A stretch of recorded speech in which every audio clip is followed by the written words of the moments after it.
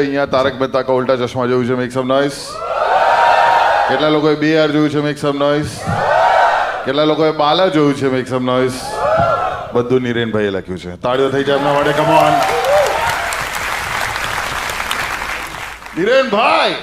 નિરેનભાઈ બહુ જ બધી સ્ટોરીઝ છે અને 99% સ્ટોરીઝ અહીંયા નહીં થાય, કારણ કે એવી ઇન્સાઇટ્સ છે એમના પાસે જે બીજા કોઈના પાસે નથી. કારણ કે એઝ અ રાઇટર એમણે આટલા બધા પ્રોડ્યુસરોને, આટલા બધા ડિરેક્ટરોને, આટલા બધા સ્ટાર્સને નરેશન આપવું પડે. એટલે નિરેનભાઈ અમારા એટલા જ માટે મિત્ર છે કારણ કે અમને ઇનસાઇડ સ્ટોરીઝ બધી મળે છે. ગોસિપ કરવું ગમે છે એમ કોને તમને? ગોસિપ એમને કરિયર જ એટલે બનાવ્યું કે અમે રાતે 10 વાગે પંચાયત કરીને મજા લઈએ એવું. હા, અમુક વાર તો અમે એમને જવા નહીં દેતા, ટિકિટ ચેન્જ કરીને નવી ટિકિટ મોકલાઈ દઈએ. હા, એવું જ નહીં કર્યું જવાનું, વાતો કરો. એમણે અત્યારે છે ને બહુ મોટું એક બેનર છે, એના અંડર એક બહુ મોટી મૂવી છે, એના અંડર એક બહુ મોટા સ્ટાર છે, એમના માટે પિક્ચર લખી રહ્યા જે અનાઉન્સ થઈ ગઈ છે. કહેવાય નહીં અત્યારે કારણ કે કોન્ટ્રાક્ટ નથી થયો. પેલી જ નહીં, યશરાજ ફિલ્મ્સમાં રોબર્ટ ડિનીરો છે. અરે એ નથી બોલવાનું. નથી જ ને, રોબર્ટ ડિનીરો યશરાજ ઊંઘું ખાવા આવે, શું લેવા આવે? આવી શકે, આદિનો કોઈ ભરોસો નહીં. આઈને કરશે હું કે જે સિમરન જે પી લે ગોડફાધર કી જિંદગી એવું કહે. મને આજ આવડે છે. સંજય દત્ત કઈ રીતે? આજકાલ લેખકો માટે છે ને ખરેખર બહુ ક્રાઇસિસનો સમય ચાલે છે, કારણ કે જે રીતના બોડી કાઉન્ટ વધી રહ્યો છે ફિલ્મોમાં, કે દરેક ફિલ્મમાં આપણે જોઈએ કે એક ફિલ્મમાં ચલો આમાં 100 લોકો મર્યા, આમાં 500 મર્યા. એનિમલ જેવી ફિલ્મ આવે કે એક જ સિક્વન્સમાં 1000 મરી ગયા.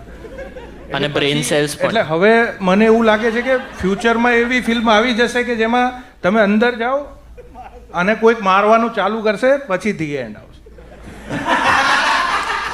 અમારા માટે બેસ્ટ જોબ છે.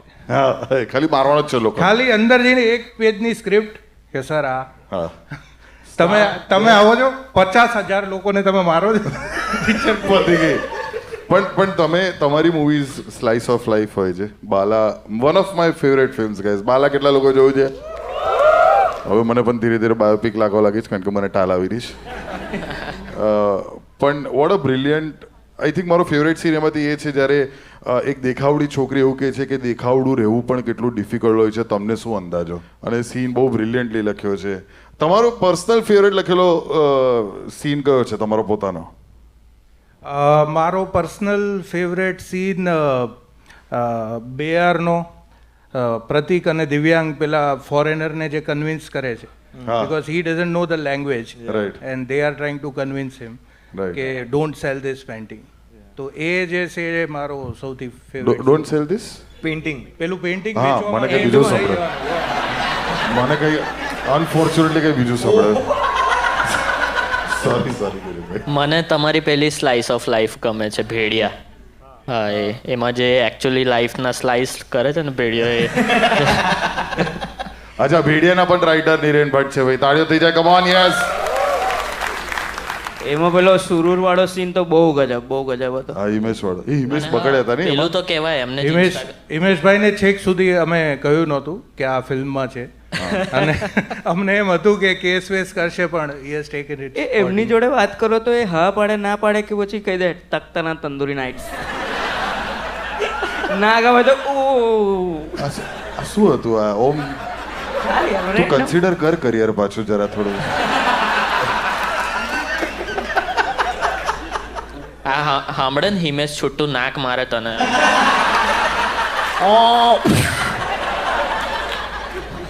અમે જ્યારે ગીત બનાવીએ કોઈ પણ તો હિટ જશે કે નહીં એમાં એકવાર ઇમેજિન કરી લઈએ કે હિમેશ ગાશે તો કેવું લાગશે. દાખલા તરીકે વાલમ આવો ને છે તો અમે ઇમેજિન કરીએ કે ભાઈ હિમેશ ગાશે તો કેવું.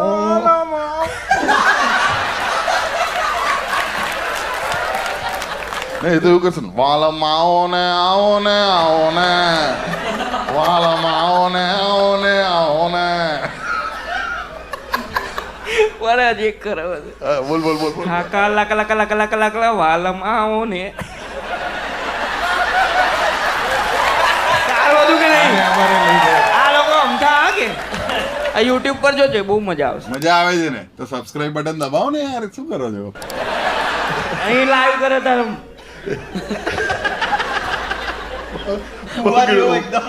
ઓમ બગડ્યો. ધીરેનભાઈ, કઈ સ્ટોરી તમે કહી શકો જાહેરમાં? કોઈ એવી ઇન્ટરેસ્ટિંગ એનેક્ડોટ? જો તમે પોસ્ટ હા, તારક મહેતાના કેટલા એપિસોડ લખ્યા તમે? ઘણા બધા લખ્યા. એ પેલું કોને કે એક વખત તમે પેલું કંઈક ઉતાર્યું હતું ગોકુલધામમાં? ભૂતવાળો એપિસોડ તમે પેલી ડાયનનું એપિસોડ તમે લખેલો? ના, એ મેં નથી લખ્યું. પેલું યુએફઓ વાળું તમે UFO વાળું લખેલું. એવા ઘણા લખ્યા છે, પણ એ લોકો તો યાર દર ગુરુવારે ઉતારે છે, અમને કઈથી યાદ રહે કે નહીં, હું એટલો ત્રસ્ત છું અત્યારે એમના જે સોશિયલ ઇન્ટરેક્શન્સ છે એનાથી. કારણ કે જ્યાં જાઓ ત્યાં એટલે લગભગ 10 વર્ષથી એમ પોપટલાલને ક્યારે લગ્ન કરાવો છો તમે? અને છેલ્લા 4 વર્ષથી બસ દયા ક્યારે પાછી આવશે? દયાને લાવો ને પાછી. તો તમે હજુ પણ લખો છો તારક મહેતા માટે? નહીં, મેં 2019 થી છોડી દીધું. 2019 થી. અને પછી તમે હવે હેવી ડ્યુટી કામ કરો છો, મોટી મોટી બેનર અને પિક્ચરો માટે. તો અપકમિંગ પ્રોજેક્ટ્સ જેના વિશે તમે જાહેરમાં કહી શકો? અપકમિંગ સૌથી પહેલા આવશે સ્ત્રી 2. તો કન્ટિન્યુએશન જ છે ફર્સ્ટ સ્ટોરીનું. શ્રદ્ધા કપૂર, પંકજ ત્રિપાઠી, રાજકુમાર રાવ, અભિષેક અને અપાર શક્તિ, અને એક સરપ્રાઇઝ વિલન, અને બીજી પણ ઘણી બધી એમાં મસાલા છે. તો તમને ખાસ જોવા જજો, મજા આવશે. ના, પણ આજ અમે કહેવા માંગીએ છીએ કે writers like Nirenbhai are the people who actually make stars, who actually make a hero like a hero. અને બહુ ઇન્ટરેસ્ટિંગ પ્રોજેક્ટ્સ, એવું નથી કે કંઈક એક ટાઈપના સ્ટોરીઝ લખતા હોય. લાઈક લાસ્ટ યર એમની પાસે એક પ્રોજેક્ટ આવ્યો હતો ફરતો ફરતો, જેમાં ખાલી એમને એડિશનલ પાર્ટ જ કરવાનો હતો. હવે તો જતો રહ્યો, એ તો સેલ ઓફ થઈ ગયો. તો એમને મને અપ્રોચ કર્યો કે આપણે જોડે કરીએ કોમેડીનું થોડું. અને તમે માનો નહીં, બટ હિન્દી ફિલ્મમાં સ્ટીફન ચાવ હ્યુમર, સ્ટીફન ચાવ એટલે કુંગફુ હસલ, શાઓલિન શોકર, એ બધા પિક્ચરો જે જોઈને બી નહીં ખબર, વાંધો આશા જ હતી. એ તો મને એ વાંધો નહીં. હવે એ 550 તો કઈ ચાઇના જવાનું? એ બધી પિક્ચરો is basically chuck the India on cocaine.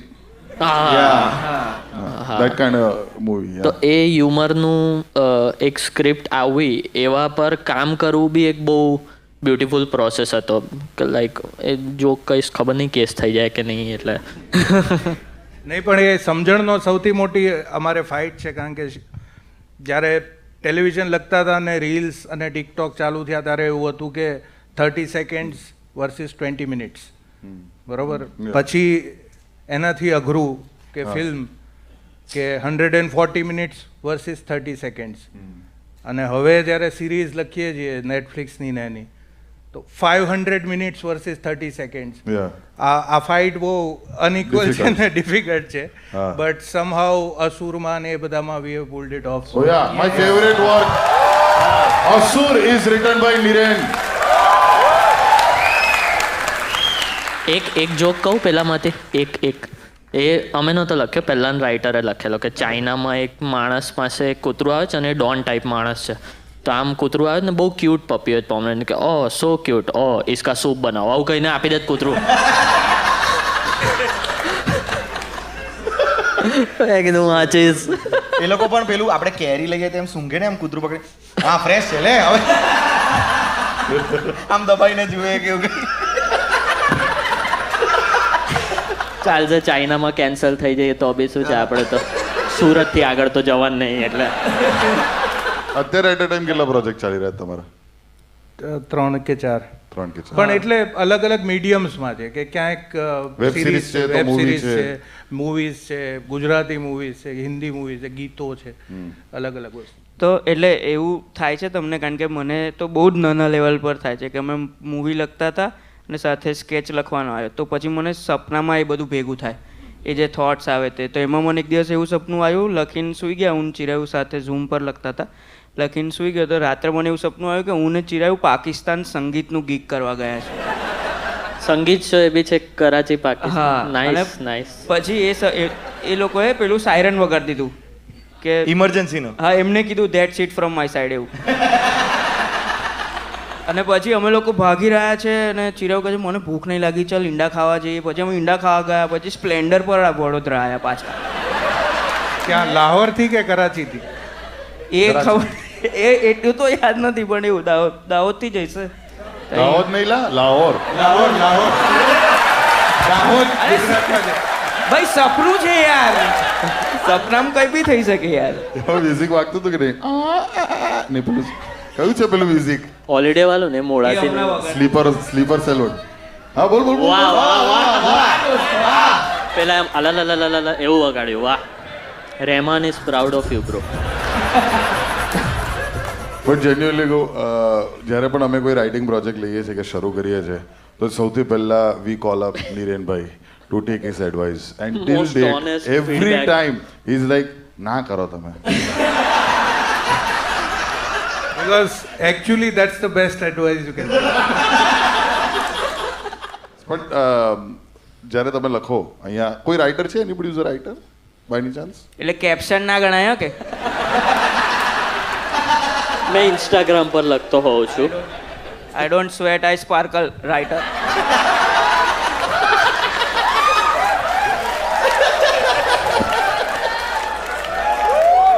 Actually રાઇટિંગનું પ્રોસેસ છે એ બહુ બોરિંગ પ્રોસેસ છે.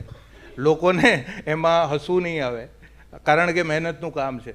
રોજ માણસ આપણે મહેનત નથી કરતા દોસ્ત આપણે. બટ તમને સૌથી બેસ્ટ કોની સાથે કામ કરવામાં મજા આવી છે? લાઈક જેને એવું તમને લાગ્યું કે આ જે મેં પેપર પર લખેલું એક્ઝેક્ટલી એવી રીતે મોટા પડદે જોવા મળ્યું? ઘણા બધા એવા ફિલ્મો છે. અમારી એકચ્યુઅલી શરૂઆત જ જે ફિલ્મથી થયેલી BR એ એવી ફિલ્મ છે કે જેવી લખેલી એવી છે. કેટલા લોકોએ BR જોયું છે? Make some noise. It's one of my personal favourite films કારણ કે એ જ મૂવીથી મારું પણ ગુજરાતી ફિલ્મમાં લોન્ચ થયું હતું એક રીતે. મેં એ પિક્ચરમાં મારો એક બહુ નાનો રોલ છે. I did a cameo. અત્યારે બી હું કેમિયો જ કરું છું ગુજરાતી મૂવીઝમાં. અને ધ લેજેન્ડરી અમિત મિસ્ત્રી સાથે જે આપણી વચ્ચે હવે નથી રહ્યા, one of the best guys that I know. તો નીરેનભાઈના lines were the first lines I ever spoke on the big screen. વીર તાંબાના હાંડા ગાળાવાળો છત્રી ચોવી છત્રી એક્શન. ના, ફિગર જોરદાર છે હા બાપુ, એક્શન. હા ફિગર જોરદાર છે હો બાપુ. મારો ડાયલોગ યાદ છે. ક્યાં બાત છે ચિરાગ, લવ યુ. પછી કેમિયો જ કરો ને.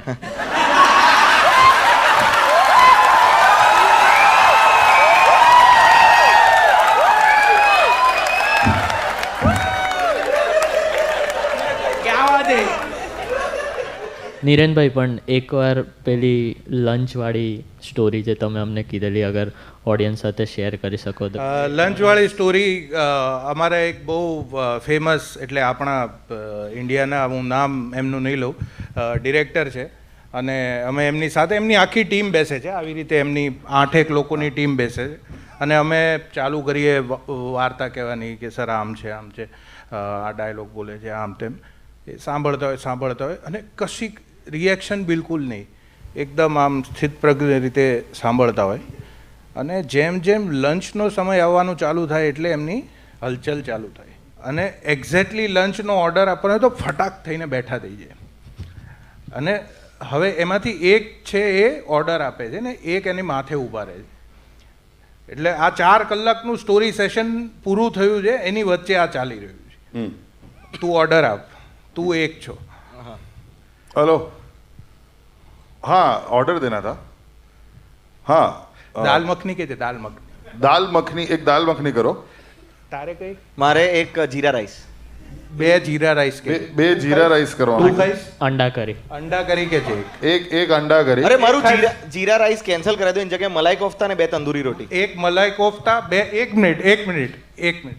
તારા જીરા રાઈસ, તારા મલાઈ एक કોફતા, सेकंड होल्ड करना. મલાઈ જીરા રાઈસ, મલાઈ કોફતા. મલાઈ કોફતા અને અંડા કરી. अंडा करी, जीरा कोफ्ता, मलाई. નહીં સાદા રાઈસ લઈશ તું? હા, તું સાદા રાઈસ લઈશ? જીરું હા, અલગ લઈ લઈએ. હા. એક સાદા રાઈસ, એક જીરા રાઈસ. एक सादा राइस, एक जीरा राइस.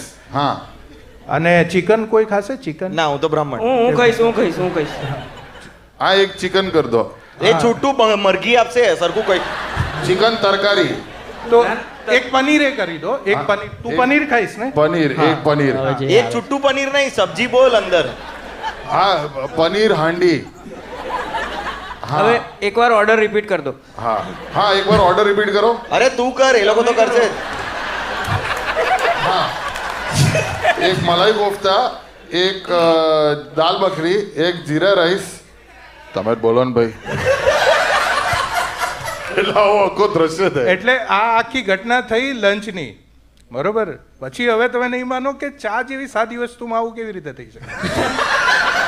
તો 4 વાગે આ જ પ્રોસેસ ચામાં રિપીટ થાય. હવે તો ચાનો ઓર્ડર.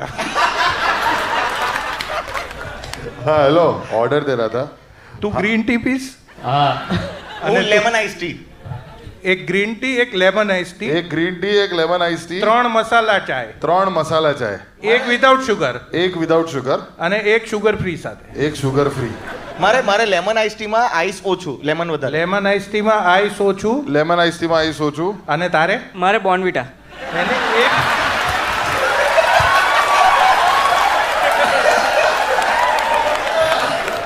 મારે લેમન આઈસ બોર્નવિટા એક. આ જે ઓર્ડર લેતો હશે ને એ પેલા બોર્ડ માસના બાળક જેવો થઈ ગયો, મેથ્સ આવું ગણે ને આમ.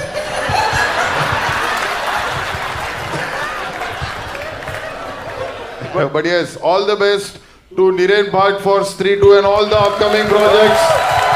That was the Lawari with Niren Bhatt. તાળીઓ થઈ જાય એમના માટે. Come on.